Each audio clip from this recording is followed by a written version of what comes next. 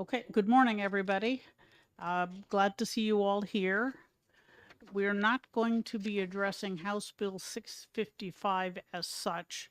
We're going to go through the OPLC's press release which is a teaser of things that are included in House Bill 2, which is not yet out. The Finance Committee has said that if ED&A takes a position on any of these parts, they'll follow it. So what I'd like to do today is identify which parts we need more information on, which parts we can leave alone, and which parts we've covered elsewhere. So triage, essentially. And we'll end up with a long list of questions and action items, I presume. So since we have a couple of people here to talk about the wetland scientist license, which is number 34 on the list of licenses to be eliminated, I'd like to have them tell us what the problem would be if their license would be eliminated. Gentlemen, if you could take a seat.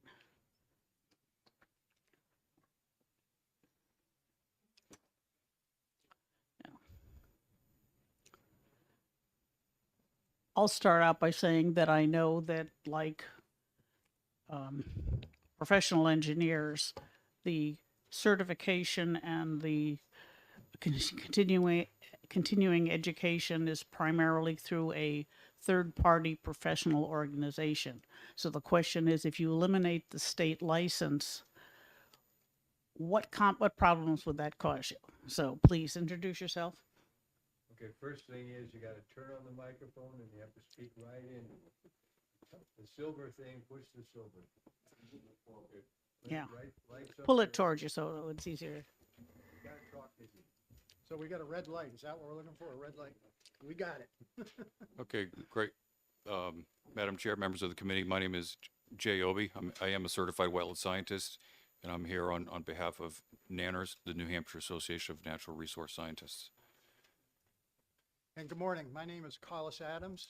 And Mike, please. I've got to speak more directly. Okay. Yes, we are live on Okay. on YouTube. Good morning, and thank you for having us. My name is Collis Adams. The first name is spelled Collis. Last name is conventional spelling of Adams, Adams. I am a certified wetland scientist in the state of New Hampshire. I am also the president of the New Hampshire Association of Natural Resource Scientists, or as it's affectionately known, NANNERS, and my wife reminds me of that every time I go to a meeting. Anyways, we're here to help and assist you in answering any questions and provide clarification as we may be able to. We have prepared a letter for you, and I'm not going to read the letter. Thank you. You're welcome. I know how that can go, but I will paraphrase from it just to hit the highlights. We we're don't here- need to know how wonderful wetland scientists are. We're going to take that as granted. Thank you very much. Appreciate that. We believe we serve a very valuable role and function in the state. But I do want to just talk in sort of general terms and then get into some specifics. There are over 300 certified folks in New Hampshire, and that's a pretty significant number.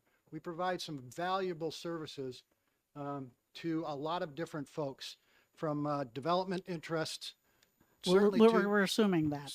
to the municipalities, and I will speak to that because I am also on my local board of select board, as well as my local planning board and conservation commission, so I could speak to the land use boards personally through my experience with those boards in my hometown.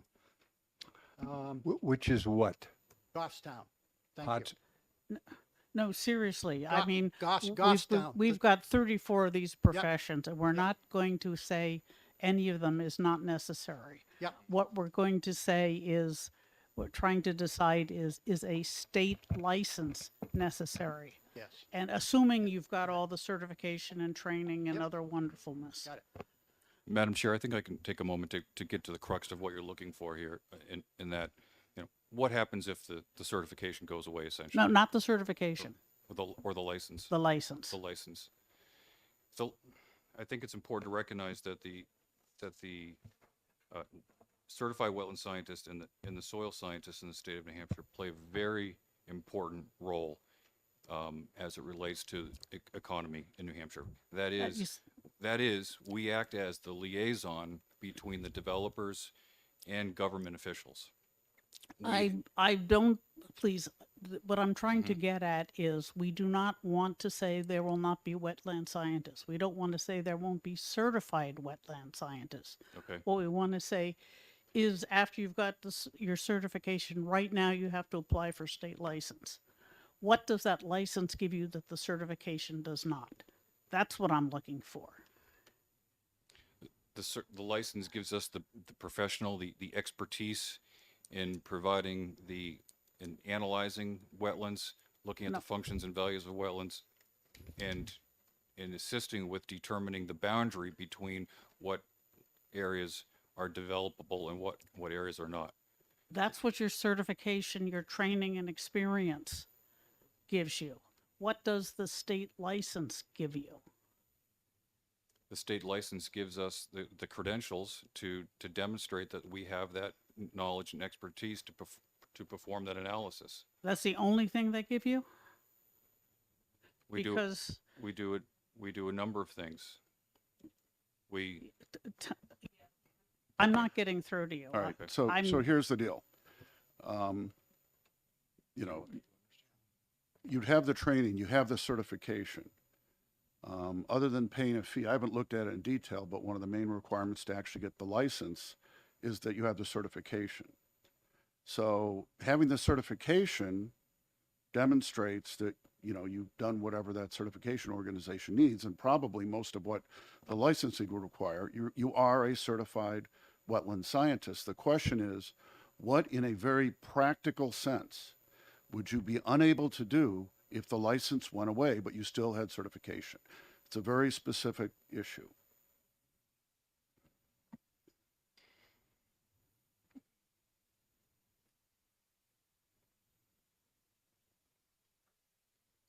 Well, we would hope, the short answer to that is we would hope nothing. We Well, would that's like- excellent. That says that I'm glad to hear that. That's as brief as I can be. No, that's exactly right. In some cases, that's what it is. We would hope that if it was converted from a certification to a license, the same standards would be in effect and the individuals would still be able to continue doing their work. Exactly. That's exactly right. The license is something that when you have your certification from your professional organization, you apply for the license and pay the fee, and then you get the state license. And in many cases, and I noticed your letter says there's very few complaints, having the license doesn't grant you a great deal of authority or respect than your certification does. Yeah. Yes, Representative Schmidt, please. Thank you. So, with some of the professions, the license, what the license does, it says that you can legally do that in this state. If you don't have it's like driving a car. There are all kinds of 15-year-olds who probably can drive their family car, and maybe better than either one of their parents can. But the bottom line is, without the license, they cannot legally go out on the street, the state roads, public roads, and do it legally. And some professions are like that too. If you don't have the license, no matter how good you are, how qualified you are, you cannot legally do it. That's correct. Okay, so and one of the things that's being considered is whether taking the license away harms you in any way along the lines of what I was just talking about. The certification already says you can do it, but a license can be suspended or revoked if you misbehave, or if you're ethically challenged, or you do something wrong, or whatever. You understand?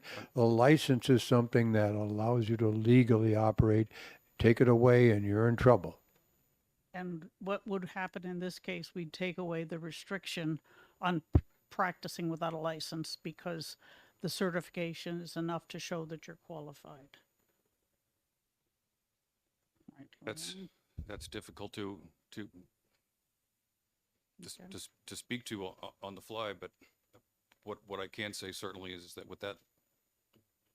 I think that license, commits you to adhering to that strong code of ethics that you're taught through that certification process. Okay. It's today it's required by DES Wetlands Bureau administrative rule. It's also required by countless municipalities around the state to have a certified wetland scientist stamp plans, much like a professional engineer does. Ah, so you have an official stamp. That's, Who gives you that? that is issued by the OPLC. Okay. And I know that's true for engineers and land surveyors and landscape architects and so forth. They need, in some jobs, the customer demands a stamp. Removing that license, which is associated with that stamp, would be problematic Okay. on a large scale level because so many municipalities are tied to that. Every municipality that I know of in the Seacoast area requires plans to be submitted with by a certified wetland scientist. We're Bearing that, no problem with that. bearing It's that whether stamp. it's a licensed wetland scientist that's the distinction. All right. That was a question that I had for Doug. I have for the OPLC. What is the plan for providing stamps for those who need it? And I would, if you don't know the answer, we'll just assign it as an action item.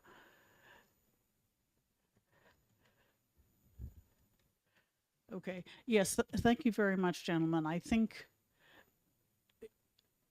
the issue is that if you're calling yourself a certified wetland scientist, that's not a problem. But if they call for a licensed wetland scientist, then we have to address that issue. And I think the stamp issue is something that we need to address not only for you, but for the other professions that generally provide one.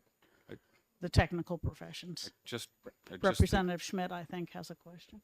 Thank you, Madam Chair. So one of the other aspects that we want you to consider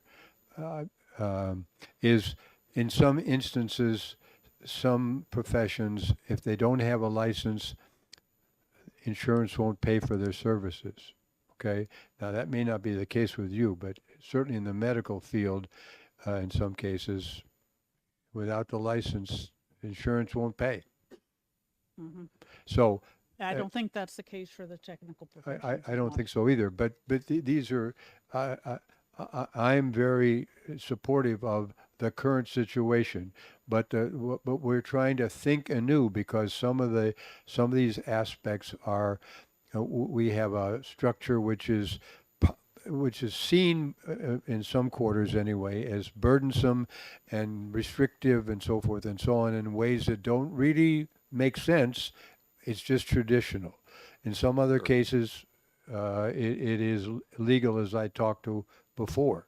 So that's one of the challenges is what is absolutely needed and what is just traditional or conventional that might be done away with without any harm the customers or the purveyors. So Yes. we certainly recognize there is the opportunity for change in streamlining processes, et cetera, and Yeah. we're certainly not opposed to that. Okay. But just we want to reiterate and make everybody recognize how critical the role of the certified wetland scientist is today in terms of assisting state government, local municipalities, and federal governments with the expertise, the boots on the ground knowledge to assist and facilitate the permitting process. Removing a certified wetland scientist would completely No. slow down that process. I don't believe anybody wants to remove certified wetland scientists from the state's economy and the structure of how we process things. We need your expertise. The question is, does paying a fee to the state increase the value? And if all it does is buy you a stamp, I'm not sure that it does increase your value. So we're going to find out what's going to happen with the stamps, because if your customers are relying on the stamps as confirmation that you are a certified wetland scientist, then we need to be able to comply with that. I would just reiterate too that the stamp isn't, we're not just purchasing a stamp. The stamp really essentially is certifying that we have the knowledge and the technical training and the expertise to be making those decisions. Right. There's no question about that. Okay. It's we know what it means, and then I know you can't go. You probably could. You can't. You shouldn't be able to buy them online because that's just randomly. You have to show that you've got the experience, and so I'm going to ask the OPLC how they're going to deal with that issue. What, And- Representative Velakis?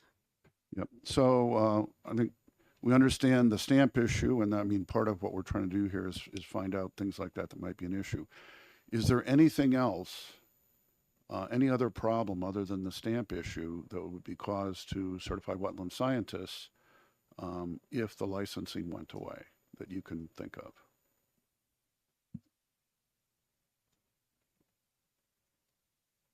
And to your point about, you know, the value and all that, I think the certification is what shows that you've had the training and the competence, not the license. So nobody's challenging that aspect of it. But there may be practice or legal things where not being licensed might cause a problem. The stamp's one, and that can be dealt with, but what else, if there is any? Sharon, if you correct me if I'm wrong, I think I heard, and correct me if I'm mistaken, that the issue with the license is you can field complaints and revoke a license based upon that process. Did I hear that correct from this corner? Yes, that is one of the Yeah. features of a license. But Okay. like your letter says, wetland scientists have not proven to be a discipline issue in this state, at least. good. They're generally knowledgeable and well-behaved and ethical, so. Follow up? And we would certainly agree with that and reinforce that by saying we have very, very few complaints about wetland Excellent. scientists. So few that we could probably count them on one hand. So if there needs to be a process, then we can probably get on board with that if it's framed properly and it doesn't remove our ability to provide the important services that we provide for landowners, municipalities, and all of the other stakeholders that are out there. So I think there's Okay. a way that we can get to the licensing issue and the ability based upon complaints that would come in to be able to revoke a license. And I think, and again, correct me if I'm wrong, I think I hear that as a very important issue. It is. And some of the number of complaints per licensee varies tremendously. Wetland scientists get very few. Accountants get very few. Midwives get a lot. Yeah, understood.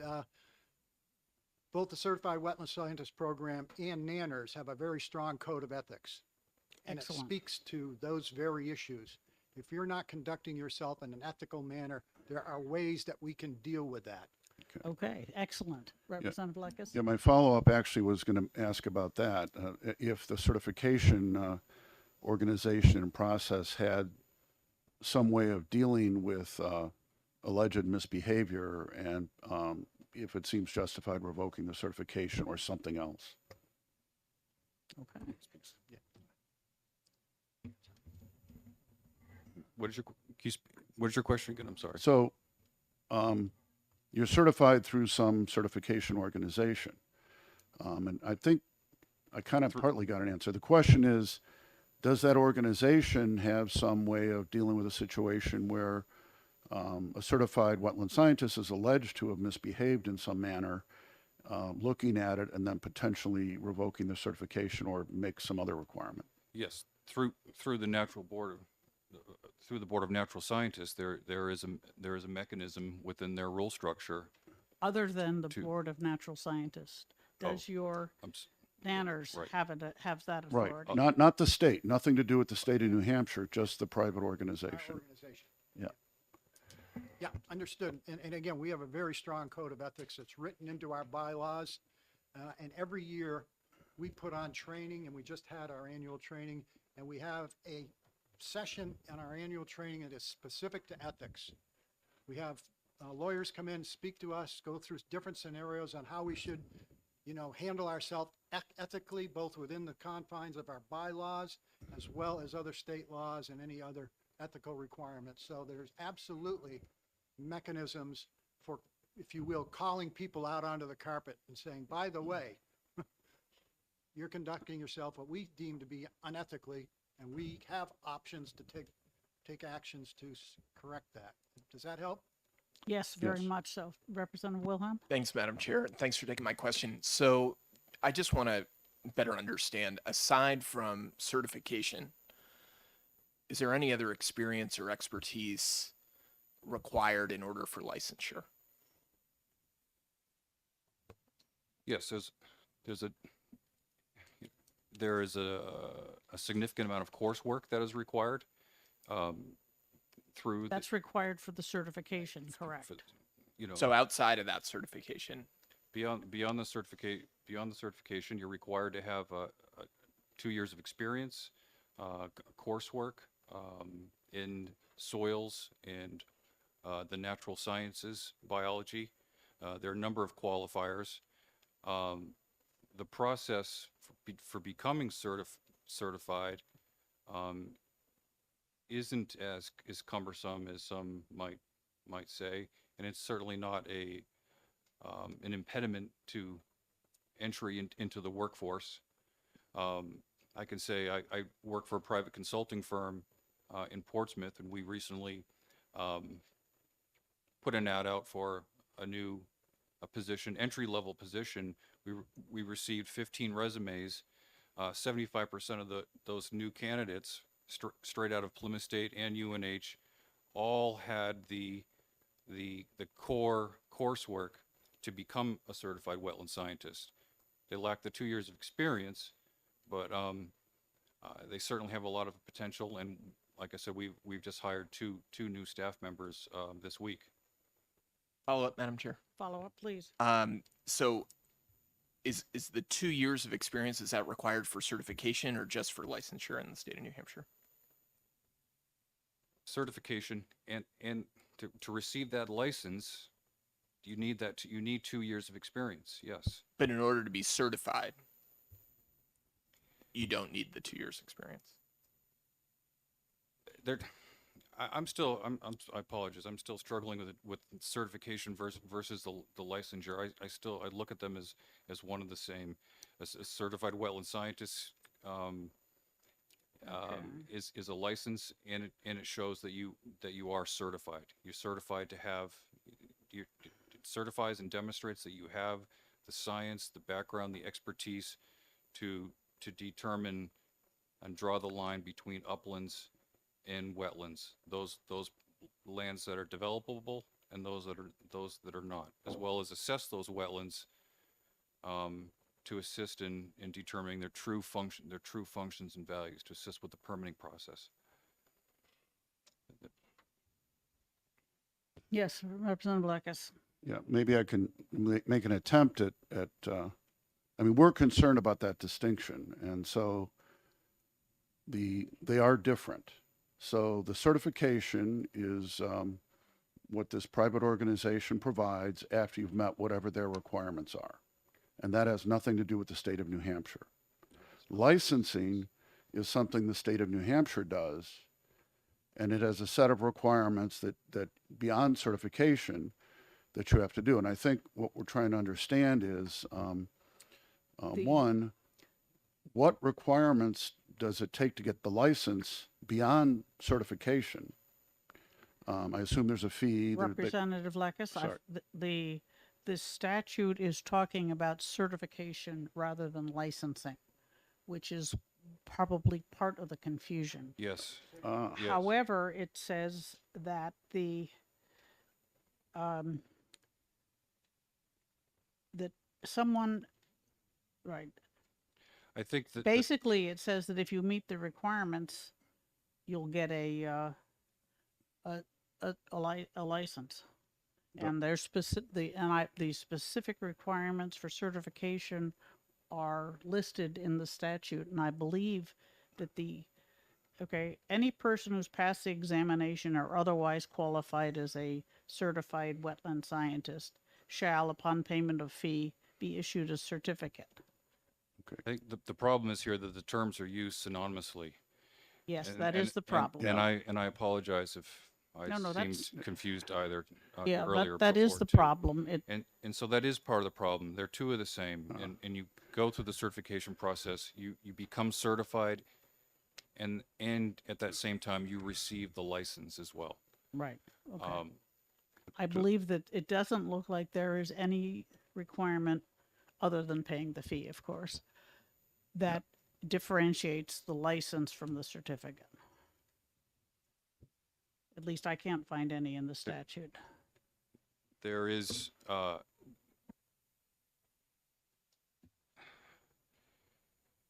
think, again, they're the same. The license and the certificate are issued simultaneously. The Okay, license well, thank you. That's, The license demonstrates that you've completed the coursework and the training and the tests provided by the board to demonstrate that you are competent and you have that knowledge. If I could do a follow-up, I'm still a little, please. maybe we should use the term private certification, state certification, if the state's using the term certification to differentiate it. But, so, to get the private certification, do you have to complete the coursework and all of that? Mhm. Okay, Yes, all right, so. Yes, you from do. What the chair read, my understanding is that you have to get the state certification or license, whatever you want to call it, you first have to get the private certification. So they're not one and the same. Is that incorrect? that's incorrect. There is no private certification. There's just one single mechanism to become a certified wetland scientist. And at that time, you also receive a license. They are two of the same. So- There's no separate organization that issues simply a certification to practice wetland science. Follow up. Follow up? So are you receiving, so you received the certification from the state, not from the organization that's providing the training and all of that? That's correct. It's not provided, the certification is not provided by our organization. Our organization does work closely with government agencies to ensure that we're providing adequate training at our seminars so that we can, as scientists, each biennium, demonstrate that we have the sufficient coursework and professional development, some of which includes ethics training, two credit Follow up hours. if I could. Yes, So follow up. earlier there was a mention that, maybe I misunderstood, but I thought the private organization could take some action to get somebody who was not following those ethics or other things. And how does that work? I think Collis, as the president of Nanners, can speak better to that, but as a board, we also have a code of ethics, and But- there is a mechanism to, Just to clarify, which board? You mean the I'm sorry, state, not a the board. state And- board or the I'm sorry. private organization? I used the wrong term, not a board. As an association, we have the ability to recognize any instances when there would be an unethical, an ethics violation of sorts, to remove a person or member of the association, but that is not directly tied to their certification or slash license. Well, so you- Right. they'd be removed from membership in the organization is what would happen. Correct. Okay, thank you. Okay. All right. Well, that's very interesting, Representative Schmidt. Thank you, Madam Chair. So, one of the things that clearly has to be considered is whether the net benefit of retaining the current structure, which seems to be functioning excellently well. It's a simple, relatively simple arrangement, and it works. And we are talking about some slightly different process where the license might go away. And the question is whether it's worth the trouble of creating this new condition, situation, vis-a-vis what currently exists. And I mean, there are some other professions, for example, nurses are called registered nurses, but that registration is still effectively a licensed certified public accountant. They are basically licensed, even though they're called certified public accountant. So, That sounds similar and to, you guys that sounds have, similar to our situation, Yes. right? what's that? That sounds very similar to our situation here. Right. Yeah. Right. So that's what we're wrestling with, whether the process that we're looking at here is worth the trouble to try to create a new situation and and save the license fee or whatever. I- Right, so it's, I think at the end of the day, you know, it's important to recognize the laws and rules that require the use of the signs are not going away. They'll still be there. right, And it's very important to just to remember that the certified wetland scientists today really help facilitate that process through the permitting, and there's remo- absolutely no doubt about that. by and we're- removing certified wetland scientists, it would have an adverse or have the opposite effect of what Yeah. you folks may be The- trying to achieve. The question is not removing certified wetland science. It's saying whether the state should be issuing the certificate rather than your organization. And that's something that apparently the certification requirements in statute are the same as your professional organization.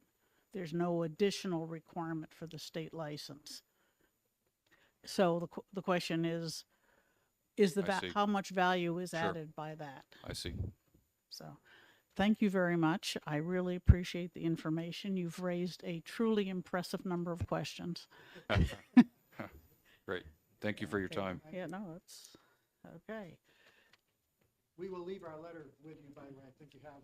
Yes, copies of thank that you. bring to the members. And contact information on that. Okay, thank you very much. We will appreciate that because we might have more questions for you specifically, but I think it's more for what was the intention of this change in regard to wetland scientists? And you will notice on the letter, we do have a legislative committee within Nanners, our organization. Mhm. Kimberly Pease is the chair of that. She apologizes. She had family commitments, couldn't be here today, but she will be dealing with this as it moves forward as our legislative chair. So that's how important Excellent. we take these legislative changes. Okay, I don't doubt it. All right, and thank you very much for your time and the, Thank you for hearing us. Great. Thank you. all right.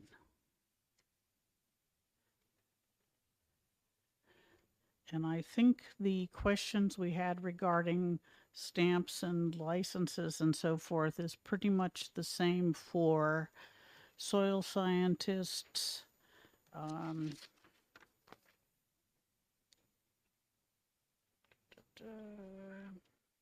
foresters, and landscape architects. So if you could address those, they'll. Doug, if you could step up for this.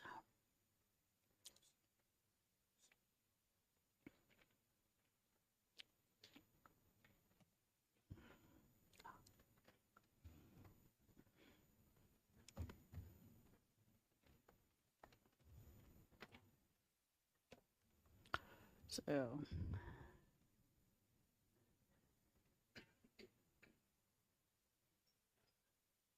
And I'd like to comment that the governor's talk about landscape architects needing a license to plant a rose bush is actually incorrect. There are specific exemptions and a lot of them. And the only time you need a license, as far as I can tell, is when your customer, for example, the federal government, demands a stamped document. And that's how do they get the stamps? That's one question we have for you. Good morning. My name is Douglas Osterhow. I am General Counsel for the Office of Professional Licensure and Certification. Thank you for having me here this morning. My understanding, and I'm going to confirm this, I have it written down as an action item because I want to confirm this with Executive Director Courtney, who unfortunately couldn't be here today. My understanding is to get away from individual board stamps and create one OPLC stamp that would say any of these boards, any of these certifications, licenses that need a stamp have sort of the writ of approval, if you will. So the plan is that you're going to develop a stamp that you can provide to any of these professions that need one, that don't also need any other My understanding of the Information. situation is that right now there are individual stamps that do exist, and that's a long term. So if a stamp is in rule right now, we probably have the physical stamp in the office. I've seen them, yes, Yep. they And are long there. term would be remove all the different individual stamps, streamline that, get it down to one. But that's nice to know, but the real question is, how do you decide who do you give them to? Because if you're requiring, if a wetland scientist, for example, is required to have a stamp to submit plans to a town or even an individual landowner, how do you decide who is an appropriate person to have such a stamp? If they're not going to be licensed or registered or otherwise communicating with your office. That's the whole heart of the issue as far as I'm concerned. Sure. So, I mean, right now, if you meet the standards, whatever the standards are in law or rule, sorry, Representative. Yes, no, I understand. I can't decide whether I want to hear or read. Yes. So, yeah, right. Right.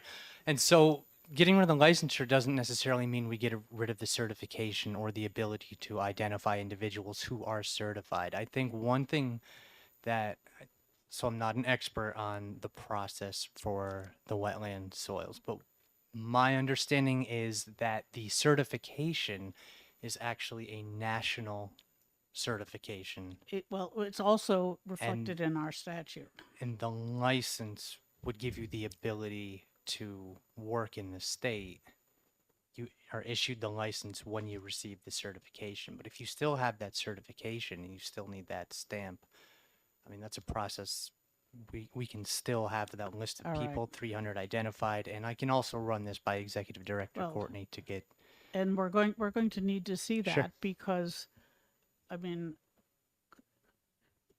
we do need the authority to, we need somebody to have the authority to discipline misbehaving wetland scientists, whether it's their organization or our organization.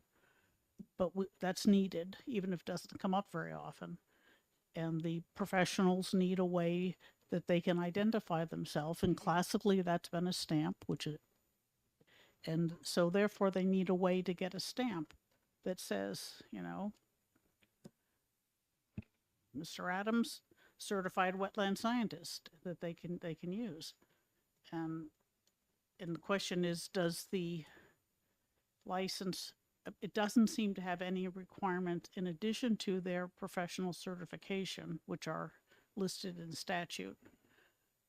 So what, if the only value is that you're providing a stamp, that, can you help?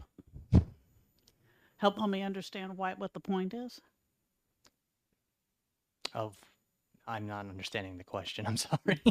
Well, if you're going to still need to track who is a certified wetland scientist so that you can provide the stamp that they need to have their results accepted, what do you mean by eliminating the license? It seems like you can't unless you're going to totally do something different. Representative Blackus, maybe you can help him understand. Right. So first of all, and this may have been done due to a misunderstanding on my part or someone else's, we just heard that the private organization that provides the training and all that does not do certification, yet you seem to imply that they do. So that's the first thing.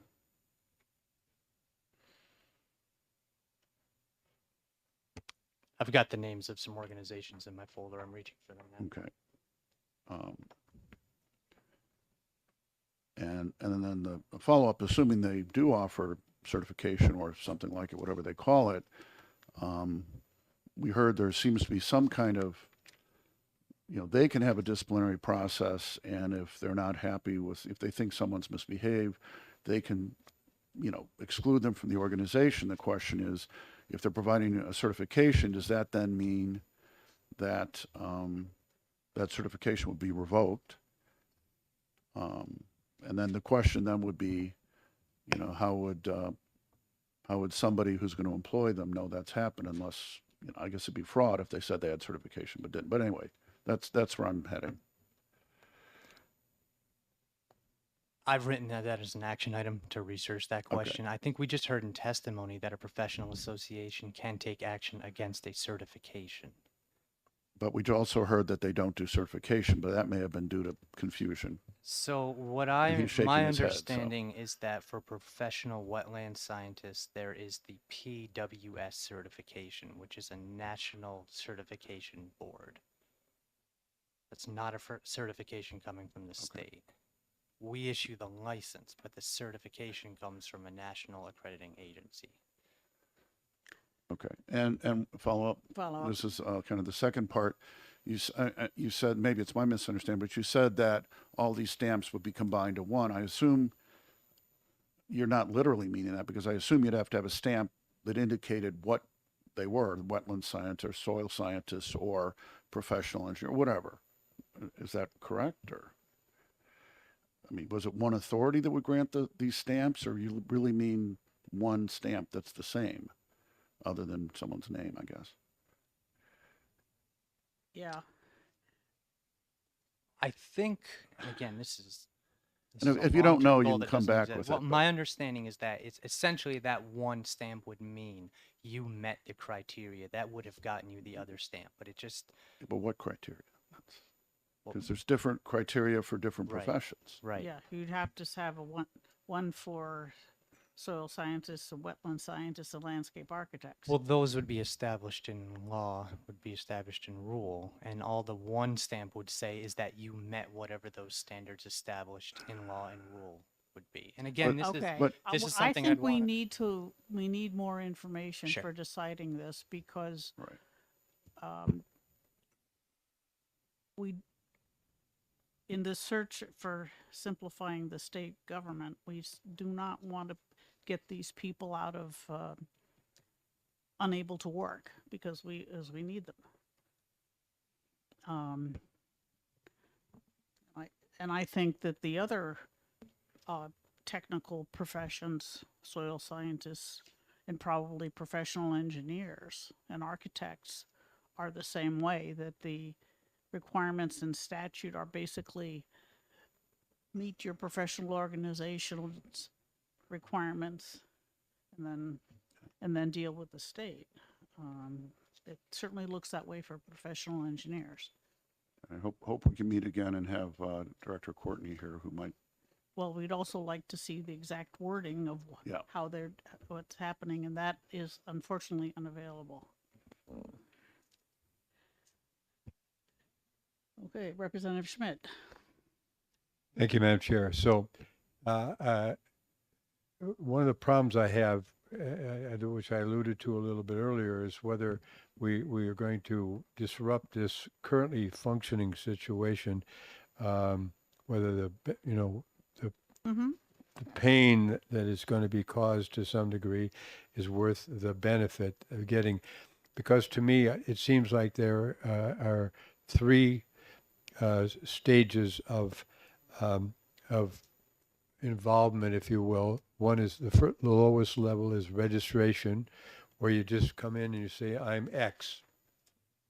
No examination is involved, no high level of, in some cases, no high level of the training is involved, but you want to have a handle on these people. And we had this a couple of years ago when we had the case at Exeter Hospital of this individual who came in from out of state. He was a medical technician. Okay, turns out he was diverting drugs for his own use. He wound up infecting and ultimately killing several people. Many more were infected. So we wanted to register these people because otherwise it was kind of like the state had a gigantic kick me sign on it. That meant these people could come in and nobody was tracking them, nobody was registering them, nobody had any ideas. So we created a registration for a certain group of people who were handling drugs. The janitors and so forth, they were exempt. They weren't involved. Next higher level is certification, which says you had this training, you've demonstrated competence, you have the certifications which says you know how to do this. That's what it was. The next higher level is you have the certification already, but the license says you can legally do it in the state of New Hampshire.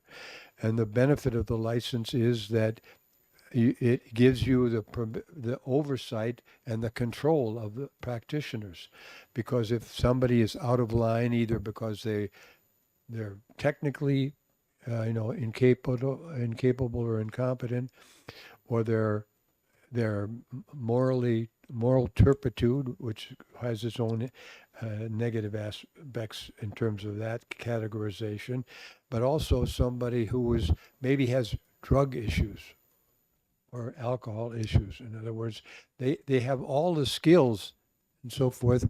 It's just they got this other problem, they're criminal in some other respects, or not Okay. suitable in other respects, and so forth. But the idea with certification is once somebody can do something and they have a certificate that says that they can do it, you can't really, you can take the certification away, but they still know how to do it, right?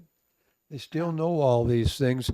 And now you've taken away the thing that says that they know how to do it. That's a kind of a, how many angels on the head of a pin in a way. Yes, So Representative the Schmidt. question becomes, how do we deal with this situation of you gentlemen, where you don't seem to have many problems with people, and so the certification is kind of all you really need. The license doesn't really add anything because you don't need control or oversight. Maybe. But Or we're only still very tinkering small with an amount. existing structure. Who knows?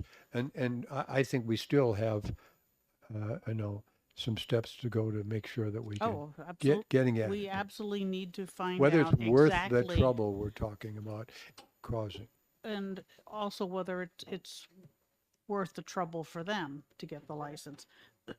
And that's going to depend on the details that we don't have. All right.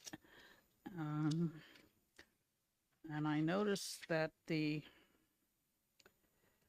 don't appear to be any people on this list that are medical licenses that will be practicing individually, which is one of the points we have is that for most medical professions, you cannot independently bill insurance, especially Medicaid, for your services unless you have a license. But these people are primarily non-medical, and the medical licenses are people that are going to be working for somebody else. So that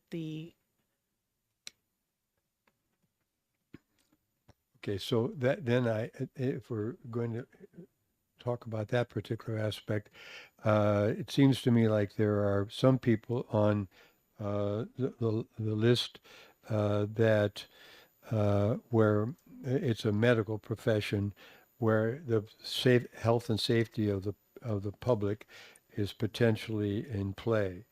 For example, limited X-ray machine operator, licensed nursing assistant. But again, those are people that will be working for doctors, for hospitals, for clinics. And the doctor, the hospital, or the clinic is licensed and is responsible for the way their employees work. I've heard that, that aspect. How about in number 8, in repeal boards, Medical Imaging and Radiation Therapist Advisory Board? This is something where it does involve the health and safety of the We haven't gotten to the boards. We're just talking about the individual licenses. Okay, well,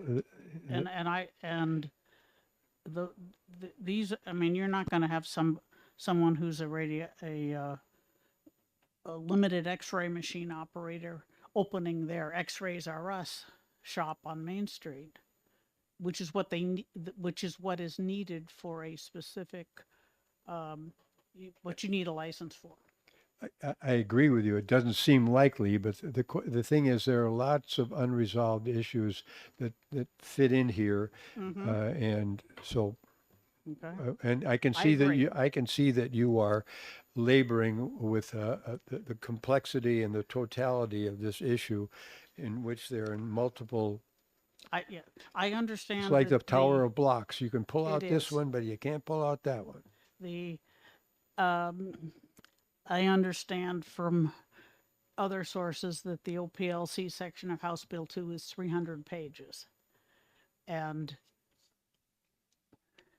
so, yes, so this one, we've got the question of assuming that, fine, you don't have the license, the question is, how are they going to deal with the question of providing stamps and discipline, even though discipline for wetland scientists, soil scientists, and so forth is rare. I'm sure it still happens. We have data that shows how rare, but still, somebody's got to do it. And how do we make sure that when it is needed, it happens? So I don't think we can specifically say we're in support of those professions' licenses being repealed unless we know how these particular issues are being settled. Okay. All right. Well, that's any other useful information? No, thank you. You're just getting the action items. All right. Going on to some of the other issues. Universal license recognition. I believe we've included that in a separate bill. I think it was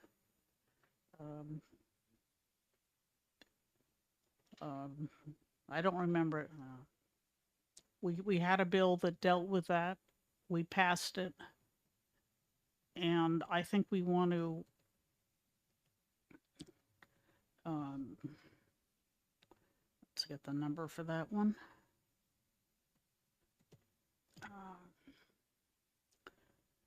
All right, the clear lines between the fact-finding and adjudicative hearings, the investigatory hearings process and all that.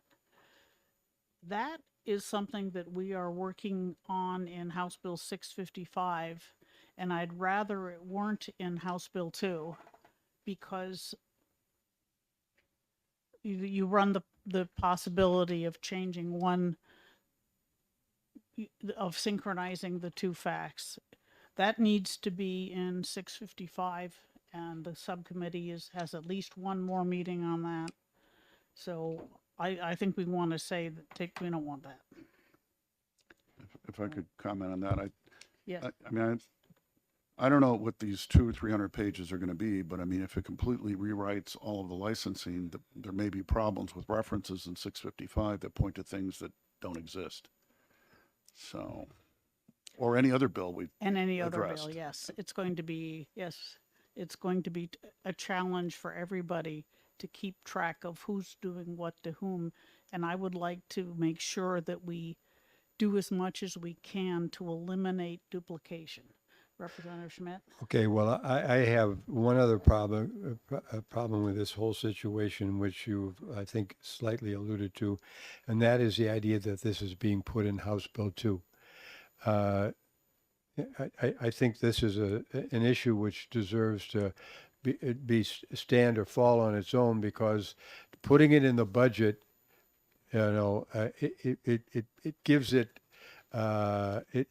burdens the budget process and the budget itself with an element of risk or uncertainty and so forth, which the budget doesn't need. It's got enough problems on its own and enough gravity on its own that it should stand and fall on its own. And putting this thing in there just adds an element of risk, as I say, that I think is unwise. We should this issue should be dealt with separately. Major reorganizations generally appear in the budget because they don't actually happen unless the governor approves of them and is willing to push them. So I would agree with you somewhat in that since we already have a bill 655 that reorganizes OPLC fairly exhaustively, we want to make sure there's nothing in House Bill 2 that duplicates it. So looking at this overview there, all the going down to the last two bullets, most of the rest of that ought to be in 655 rather than House Bill 2. I'm agree with you. We don't want to put the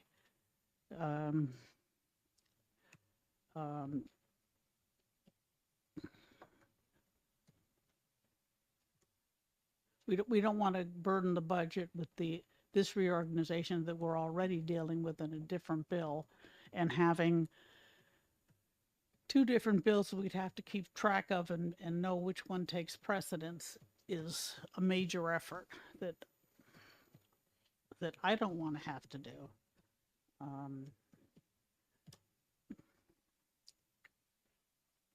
But I think most of these issues, until you get to the licenses and so forth, the last two bullets are already in 655 and are already being dealt with, and our recommendation to finance is take them out of House Bill 2. Wouldn't you agree? I definitely would agree that putting this in the budget, I think, is just saying, that you're saying, can you do this and also juggle the 15 balls at the same time? And you're going like, why would you want to try to do both simultaneously? It's just, there's no benefit to it that I can see. And there's plenty of risk. Okay. The move to OPLC from the Secretary of State's office and the Board of Licensing for interpreters for the deaf, deafblind, and hard of hearing.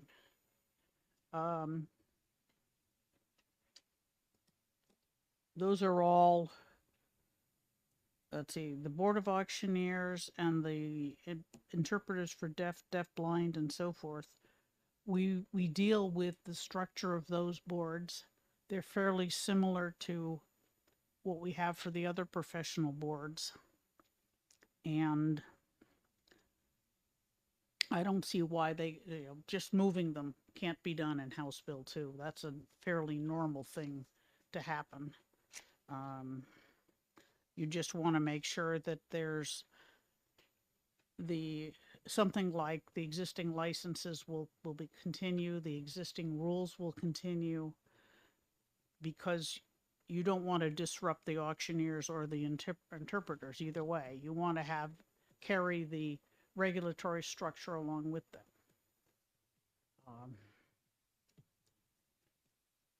Boxing and wrestling is not actually a professional board.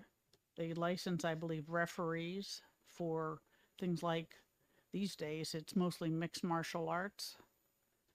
And it's, we've occasionally had a dealing about it, but it's not a professional board by any means. And I don't know anything about the professional bondsman. Does anybody?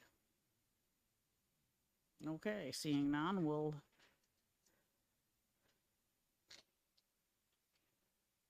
I don't, all right, we don't know anything about those guys. The auctioneers and deaf interpreters, I don't see any reason why they can't be moved and with reasonable accuracy. And,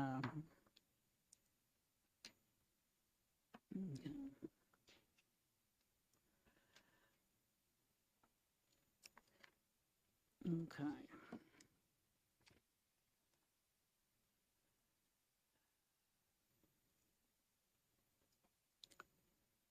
Does, all right. The changes to advisory boards. We did some of that last session, and it all depends on how you do it. It's not as simple as it looks. I'm not sure what we could say about that.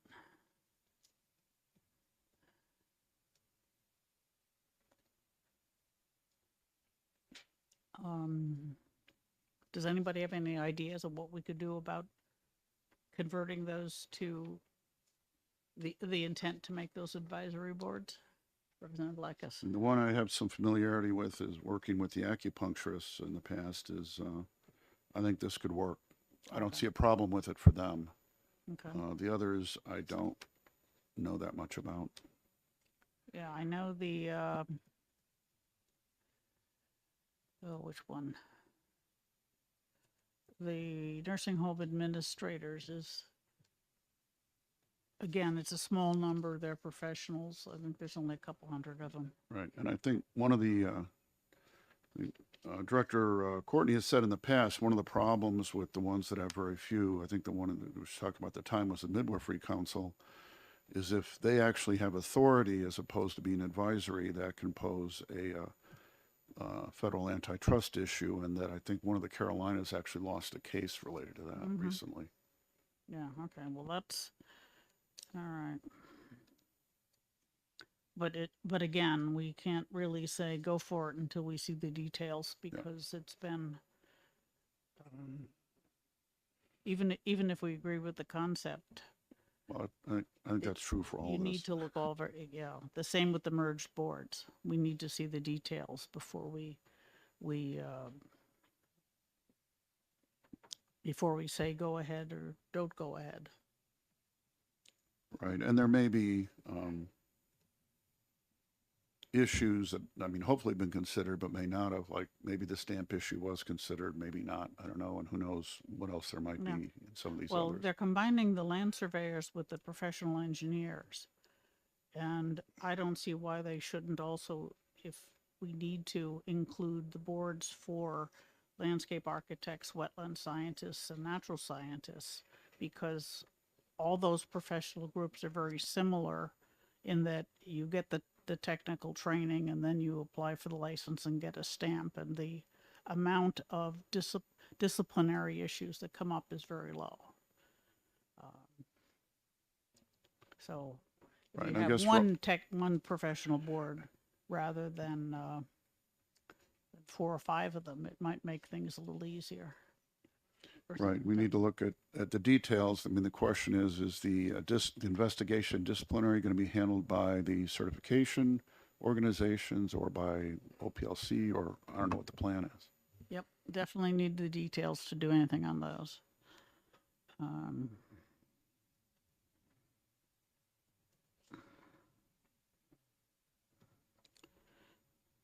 So, all right, well, and all the rest of them, you know, we've got to look at the details.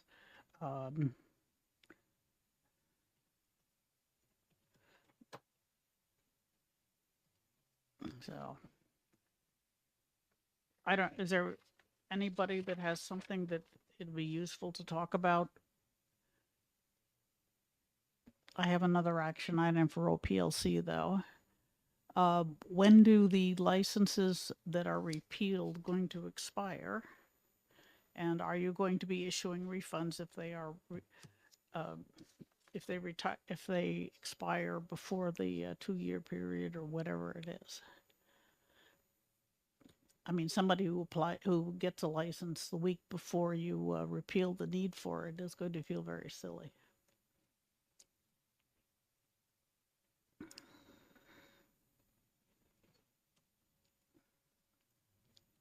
Yeah. Representative McGuire, you have a comment?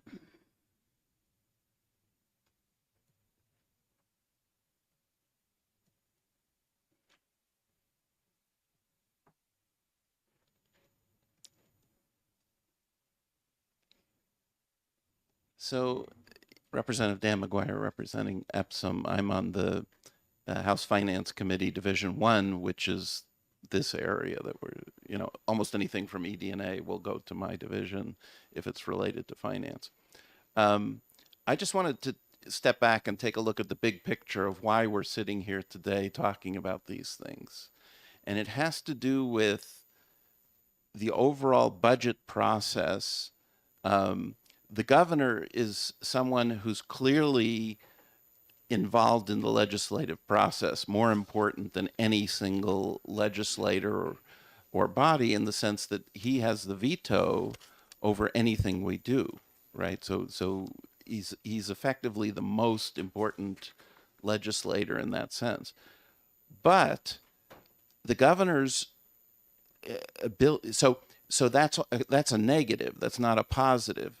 But via the budget process, we have handed to the governor a positive, which is the governor creates the first draft of House Bill 1 and House Bill 2.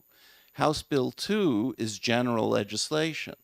And so this is the one time per year, per session, that the governor gets to write legislation, right, and create it.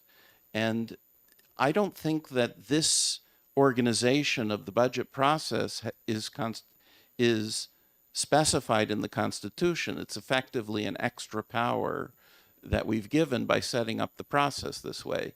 And it doesn't necessarily have to be that way, right? I mean, the agencies could come straight to the Finance Committee and write the budget that way. And the governor could be not involved in the budget process, for example.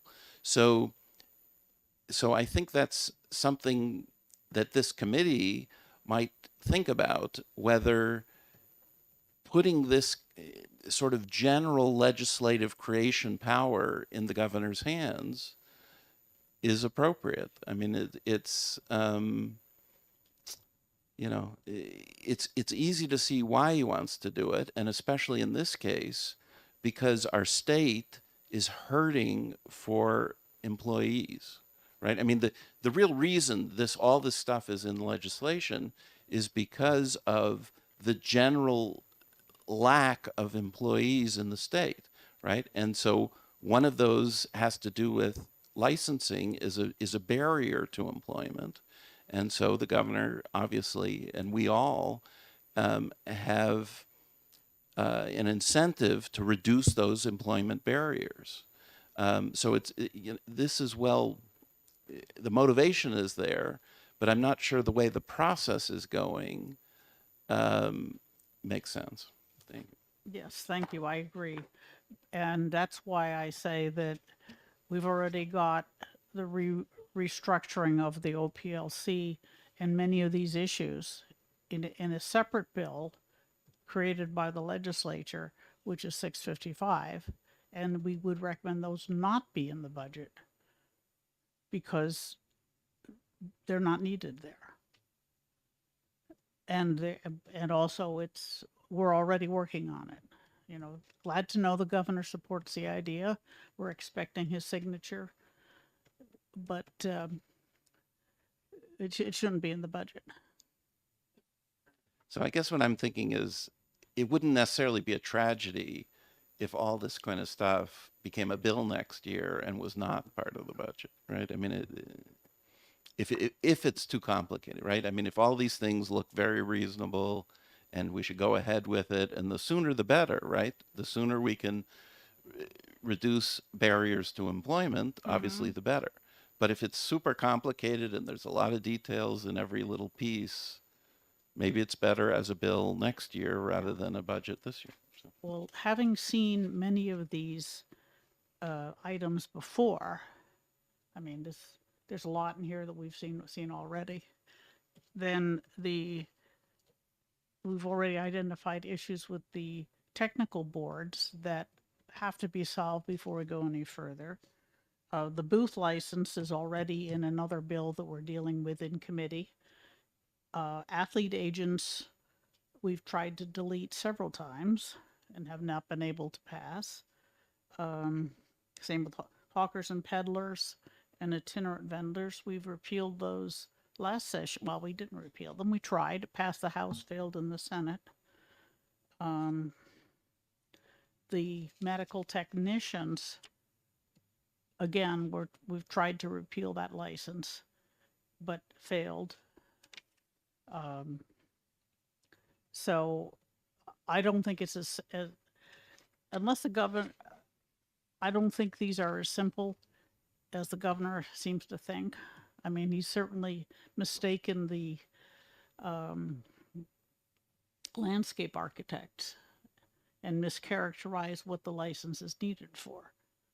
Because we've already exempted gardeners, landscapers, etc. You're only needed for making plans when the customer demands a stamp, which is basically federally funded highway projects, and possibly if they're redoing they have a grading problem at the prison in Berlin. Other than that, you don't need a license. So, all right. Representative Blackus. Yeah, a couple things. One is, we're kind of at sea here because we don't have details. And question is, do we have any idea when we might see the actual language? Because if a lot of it is very similar to the 655, that's great. And then we can look at the other separate pieces, and that might not be a huge deal. However, if it's being done very differently than 655, that's a different challenge. I do, in principle, I think, support what the governor's trying to do. And we do, in my view, have an issue in New Hampshire that we license a lot more professions than almost any other state in the union, which I see as a bad thing. But the question is how to go about doing this. I think we're expecting House Bill 2 the end of this week. That's what I've heard. So It's certainly not out already. Yeah, well, it's we'll have to look at it because in most of these cases, it depends on how it's implemented. I mean, I had a bill to delete the licensing for medical technicians, which is purely a registration, no skill required, nothing. Just give us your name and address, and pay the fee, and you've got a certificate and you've got a registration. Because their employers take care of most of the work of determining who's qualified and disciplined, or they should.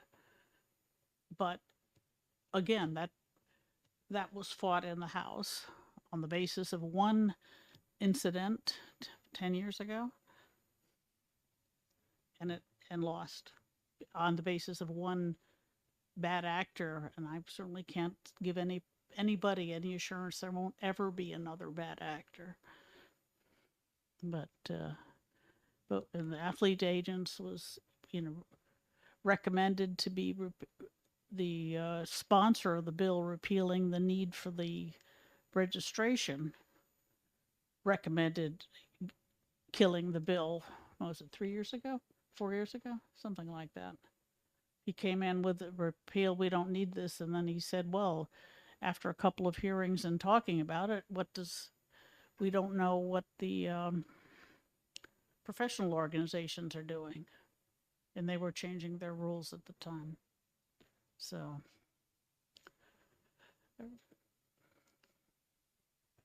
Thank you. Well, there are several aspects that I want to discuss at this point. Number one is, I think that the process has one pretty important flaw, and that is where the rest of us. it's supposed to be a full committee work session, but unfortunately, most of the people are either out of town or on vacation. So that's kind of like having a Yes. football Yes. game where you only have 3 of the players on one of the teams. Yes, Representative Schmidt, I Oh, tried I'm to not, get I'm other not, people. I'm not faulting I you. thought it was more important that we start in on this and look for some of the zingers, like the stamps turned out I'm to not be. criticizing you, Madam Chair. I really am not, because you're trying to deal with the issues that come before this committee in a way. But the net effect, nevertheless, is that we are missing people who are all going to have to vote either yay or nay. That is a fact that we need to be cognizant of. Then one of the things that Representative Dan McGuire was talking about is how we are suffering in New Hampshire from a dearth of workers in all across the board. That is true. Are we unique among states in this aspect? And I suggest that we are not. This is a kind of a general malaise that we are facing in the country because I don't have to go into it. We're all aware of it. But it is a reality. So that to the degree that we are trying to fix something in New Hampshire that is not unique to New Hampshire, we're kidding ourselves if we think we're going to attract all the missing workers here, as opposed to any other state, especially when we have weather like this. But anyway, I'm here too. But another aspect is to the degree we put it in the budget, even though it's a good vehicle, in some respects, it also is a political instrument with regard to aspects that are going to potentially sink the budget. We don't know that yet because we haven't seen it. And then the other aspect is that anything having to do with the health and safety of the citizens of New Hampshire, and a number of these do, is problematical and needs to be dealt with separately, in my view. So I'm willing to continue, but we are missing some of the key players in that regard as well. Director Yes, Courtney we're is, missing people. with all due respect to Mr. Osterhod, is a key player here. Yeah. And there are also some other people who are not here. So Yes, no, this was intended essentially as triage to say, we don't need to worry too much about this section. Or in the case of the principals, we don't want those in the budget. We're dealing with them in 655. And You're suggesting pulling things out of this whole package, that I think we could do. We don't need the help of other people. right, that's Crossing this out, right. But the deletion of the licenses and moving the boards to OPLC, well, that's something that's in House Bill 2 that is generally done reasonably well with moving pieces of state government around. That's commonly in the budget. And I don't think it's, as long as you take the regulatory structure with you, I don't think it's an issue. That, the rules, the requirements for the licenses and so forth. And that ought to be in, and if that's not in House Bill 2, along with the movement, we better make sure that happens. The deletion of the licenses and the combination of the boards, we can't discuss very much until we know the details. And I'm very disappointed we don't have the details. The only advantage putting them in House Bill 2 has, from my point of view, is that they've got an extra 2 weeks to work on it. House Bill 655 has to be out of committee by mid-March. And so we're working on it. We've made a lot of progress, but it may or may not be ready to be exec next week. It may have to go out another week. That's our deadline. We only have 2 weeks. The budget has another 2 weeks after that. So, we'll have to see what comes out in House Bill 2 and how OPLC answers the questions we've asked before we do anything other than suggest that the initial restructuring for OPLC, the investigatory stuff, belongs in 655 and not in House Bill 2, which will probably take at least 5 or 6 pages away from OPLC, from House Bill 2. Anybody else have any comments or anything useful we can do? All right. Yes, and I can imagine we will have some more full committee work sessions with more people involved. It's all right. So thank you all for coming, and thank you for sharing your expertise, and thank you for pointing out some of the issues that we need to deal with. All right. Excellent timing, Representative Bailey. I am impressed.